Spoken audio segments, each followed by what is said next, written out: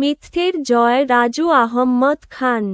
কোনো আক্ষেপ নেই ভ্রুক্ষেপহীন ভালোবাসায়, যেখানে যোগ্যতার মাপকাঠি টাকায়, ঢাকায় কিংবা মালয়েশিয়ায় বাড়ি, সুন্দরী নারী, মেলা দামি শাড়ি, গয়নাপাতি, লেটেস্ট মডেল গাড়ি। অথচ এসবে কোনো মূল্য নেই সততা, সদা সত্য কথা বলা, বড় অঙ্কের ঘুষের অফার ফিরিয়ে দেওয়া, কিংবা অনৈতিক সম্পর্কের হাতছানি উপেক্ষা করা, সব সয়ে যাওয়া। অথবা নিঃশর্ত ক্ষমা করে দেওয়া।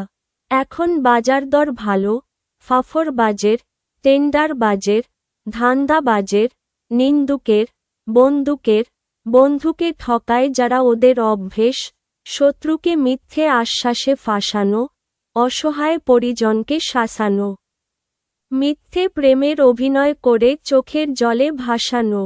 এসবই এখন ফ্যাশন, প্যাশন, সেশন, অটোমেশন। ওরাই এখন শ্রেষ্ঠ যারা অন্যকে টপকে ক্যামেরার সামনে দাঁড়ায়, কারণে অকারণে তেলের বোতল বাড়ায়, অযথায় প্রশংসায় পঞ্চমুখ।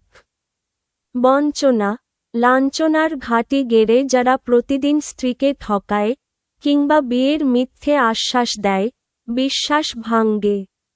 ওরাই এখন ভীষণ ভালো মানুষ যারা দরিদ্রকে দেখলে থুথু ফেলে, মানুষের অসহায়ত্ব দেখে অট্টহাসি দেয়, অট্টালিকায় বাস করে, দেশের সর্বনাশ করে। ওরাই এখন নেতাকে জড়িয়ে ধরে চুমু খায়, আবেগে উচ্ছ্বাসে কুতু করে, তারপর ধরা পড়লে ওরাই আগে সবকিছু ফাঁস করে। ৮ ফেব্রুয়ারি ২০২৫ ৮৮ বিক্ষুব্ধ, রাজু আহম্মদ খানের গ্রন্থ নং ৮৮ কাব্যগ্রন্থ নং ৪৪।